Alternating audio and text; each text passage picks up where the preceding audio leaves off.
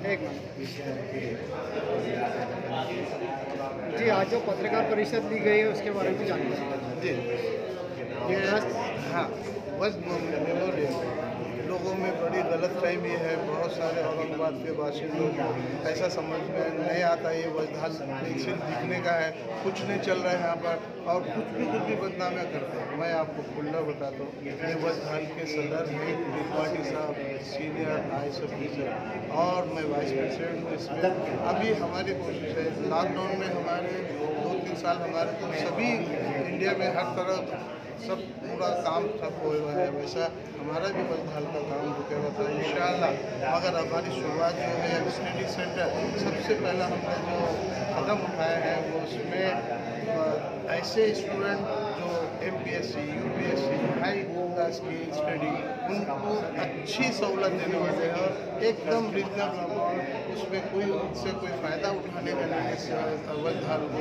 और उसके साथ साथ हमारा प्रोग्राम हमारे ऑडिटोरियम की तरफ हम लेके जाता हूँ, बहुत सारा काम हमारा रुके हुआ है, उसकी हमारी कोशिश शुरू हो। हमारे त्रिपाठी साहब बहुत मेहनत करते हैं इस मामले में, हमारी पूरी टीम है, हमारे सेक्रेटरी पठान साहब है, हमारे सादिक भाई है, खान मुकीम साहब है, हमारे मैडम बैठे हैं सभी। तो आपको ये बता दूं कि वजदाल में इंशाल्लाह क्योंकि एक कार्यक्रम वजदाल पे लिए हुए बहुत सारे प्रोग्राम हुए हुए और वैसे इसी हिसाब से मुशायरे कुछ गज़ल के प्रोग्राम जैसा जैसा होगा और अल्लाह चाहे तो हम गरीबों को शादियों के लिए भी हॉल देंगे।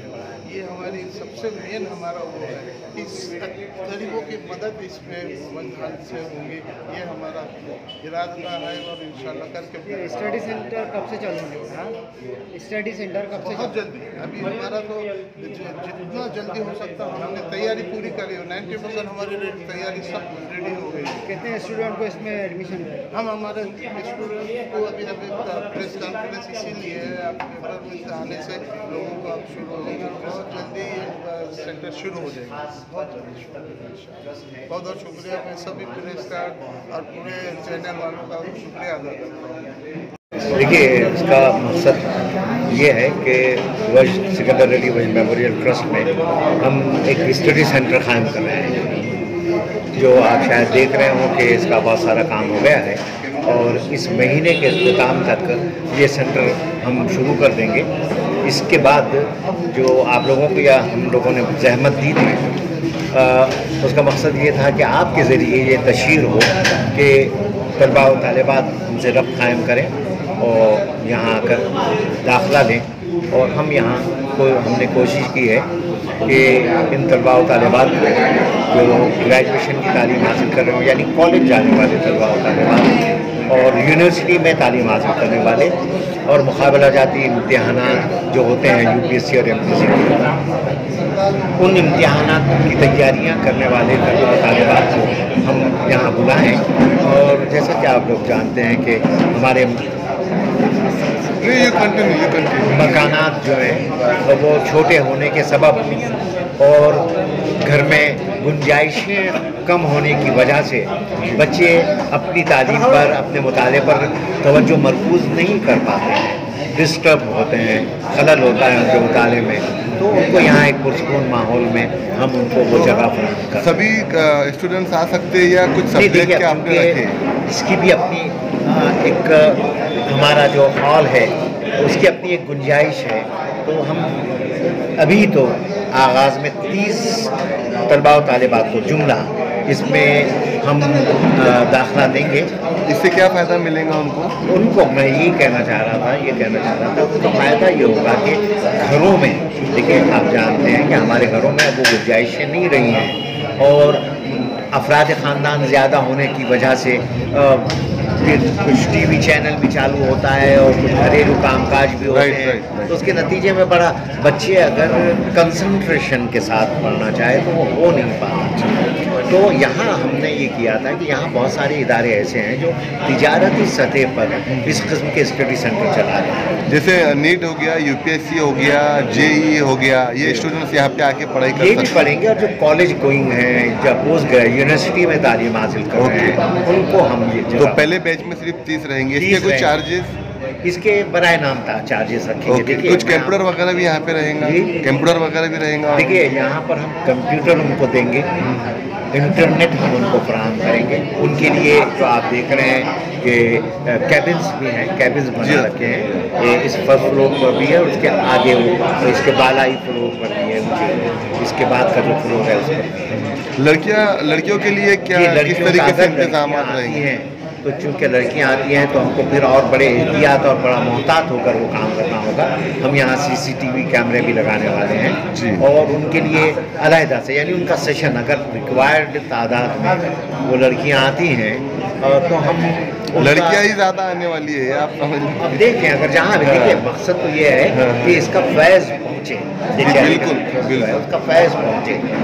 तो मैं आप ये बता दूं कि ये स्टडी सेंटर का जो एक कंसेप्ट और जो आइडिया था, एक तालिब इल्म है जो जुड़े हुए हैं हमारे साथ ही, वो आर्यमन तिवारी, उन्होंने ये प्रोजेक्ट रिपोर्ट बनवाई थी। और जैसा कि मैं शायद जिक्र कर चुका हूँ, हमारे IAS ऑफिसर जनाब सतीश त्रिपाठी साहब हैं जो इसके सदर हैं। और शायद आप लोगों को अगर इल्म ना हो तो ये मैं जिक्र करना ज़रूर चाहूँगा कि जब वो ज़िला कलेक्टर थे परभणी के, तो उन्होंने खुद ज़ाती दिलचस्पी लेकर वहाँ पर से लिसानी मुशायरे की बुनियाद डाली थी, जो शायद अभी तक वो मुशायरा हुआ करता है। अच्छा, ये जो हॉल बना हुआ है ये ट्रस्ट की तरफ से है, ट्रस्ट है, इसकी जो ट्रस्ट के अध्यक्ष है वो अभी फिलहाल कहाँ पे? वो बम्बई में है, वो मुंबई में रहते हैं, जो सतीश त्रिपाठी साहब जी। तो फिर आपका मुताबिला कैसा होता है उनसे बातचीत, कैसी होती है, क्या करते हैं? नई टेक्नोलॉजी है, जूम मीटिंग भी होती है। वो जब हमारी मीटिंग होती है तो वो यहाँ आते हैं, मीटिंग लेते हैं। अब ये जो काम हो रहा है स्टडी सेंटर का, तो रोज़ हमारी उनसे। अच्छा, ये सन कितने में बना था? 96 में?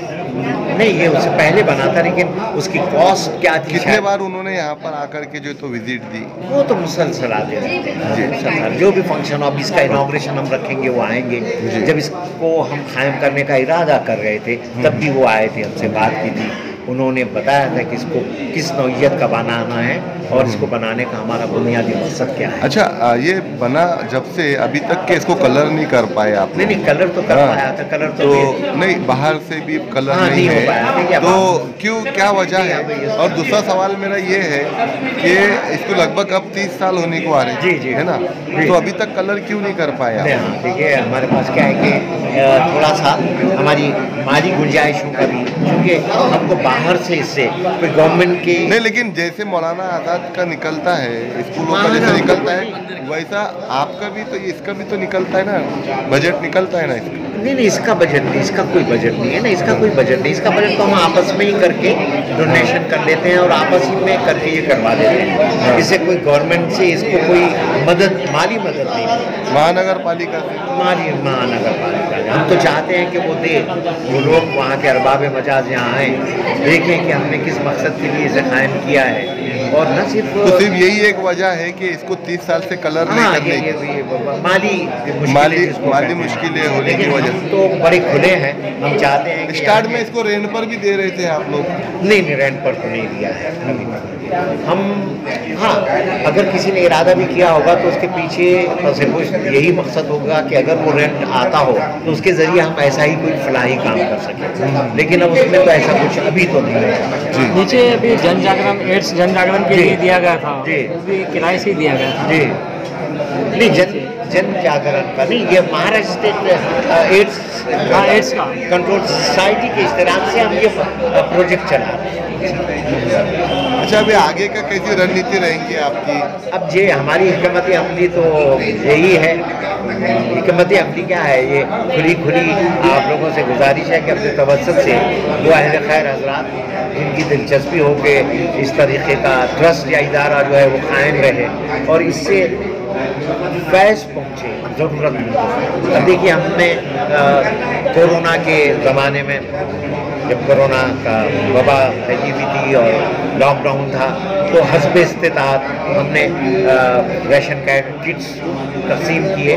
और जैसा कि मैंने बताया कि वो जो ट्रक ड्राइवर्स मुख्तलिफ रियासतों से यहाँ आते और यहाँ फंसे हुए थे और उनको कई दिन हो गए थे, अपने घरों को जा नहीं पा रहे थे, तो हुकूमत और दीगर इदारों की तरफ से हमने वहाँ पर उनका रोज़ाना खाने का नज़म भी किया था। मेरा आखिरी सवाल ये है कि जैसे जब ट्रस्ट 5 साल पुरानी हो जाती है तो उसको धर्मदाय के तरफ से मानधन मिलता है ट्रस्ट को, अगर से आप अप्लाई करेंगे तो हाँ, तो आपकी तो ट्रस्ट इतनी पुरानी है और इतनी बड़ी ट्रस्ट है, तो आपको मानधन नहीं मिला क्या? नहीं, मैं नहीं समझता कि चैरिटी जो आप मुझे बता रहे हैं शायद इसमें महाराष्ट्र गवर्नमेंट की तरफ से, गवर्नमेंट नहीं, चैरिटी ट्रस्ट से कह रहे हैं ना, कमिश्नर की तरफ से कह रहे हैं, charity commissioner Maharashtra government of Maharashtra इसको नहीं, जो संस्थाएं होती है जी हाँ, तो वो संस्था जब 5 साल पुरानी हो जाती है तो उनको जो है तो हर साल मानधन मिलता है प्रशासन शासन की तरफ से अनुदान कि आप अपनी संस्था चलाइए।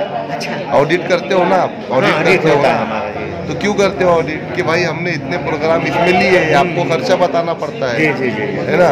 तो क्यों खर्चा कहाँ से आता है? जबकि इसके अध्यक्ष सतीश त्रिपाठी जी हाँ, तो आपको अभी तक नहीं मिला क्या? नहीं, शायद नहीं, उसके बारे में मैं हमारे सेक्रेटरी साहब बताएंगे उनको, मुझे ये नहीं, शायद न मिला, नहीं मिलता है शायद नहीं, क्योंकि संस्था को प्रशासन जब दे रही है तो आप क्यों नहीं लेना चाहेंगे? नहीं लेना नहीं है, ये मुझे इसके बारे में यकीनी तौर पर नहीं है, प्रधान साहब आपको शायद बता दें। आपका नाम बता दीजिए। मैं खान मुखिम। और ट्रस्टी जो है उनका नाम बता दीजिए। जी, जो ट्रस्टी है उनका नाम बता दीजिए। ट्रस्टी महबूब प्रधान साहब हैं, उनको बुला ले तो आप। नहीं, ठीक होगा ना।